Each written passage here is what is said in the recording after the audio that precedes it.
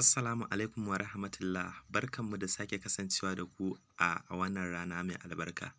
A yau wannan asiri da muka kawo muku mun kawo muku shine dan mutanen da suke son mallaka ko kuma kwarjini ko farin jini. So wannan mallaka da muka kawo muku mallaka ce ingantacciya wacce a gaskiya mun ɗan jima ma bamu kawo irinta a cikin wannan channel ɗin ba. So shine muka ga cewa ya kamata a ce a yau mu zo mu sadaukar muku da ita a cikin wannan channel namu mai albarka.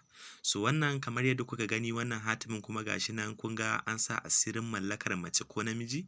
So wannan asiri namiji yakan iya amfani da shi, haka ita ma mace takan iya amfani da shi.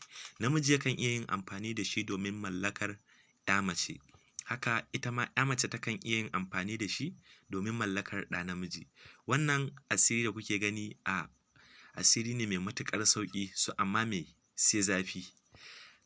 Muna da buƙatar dukkan wanda wannan asiri ya je gare shi don Allah ya ɗan tsaya ya jarraba shi domin ya ga yanayin ƙarfinsa. Saboda mu mujarrabu ne, mun riga mun jarraba shi, mun san yanayin ingancinsa da ƙarfinsa. Shine dalilin da ya sa muke so kai ma idan ya zo gare ka. Amma don Allah gargaɗi, idan har kin tabbatar da cewar ko ka tabbatar da cewar budurwar da kake so ka yi wa wannan asiri ba aurenta za ka yi ba, don Allah kar kai mata. Saboda wannan asiri ne mai matuƙar zafin gaske.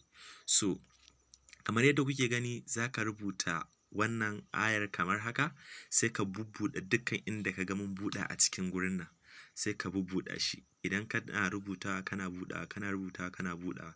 Idan ka gama rubuta shi gaba ɗaya, sai ka samu sai ka wanke shi. Idan ka wanke shi sai ka samu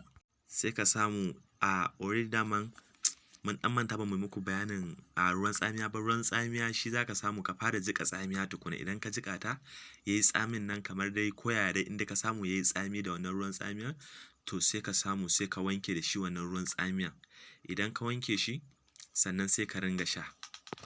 Idan ka ringa sha wannan dukkan adadin da ka ɗauka, ko ƙafa 7 ko ƙafa 9, duk adadin da ka ɗauka za ka iya ringa ɗauka kana amfani da shi.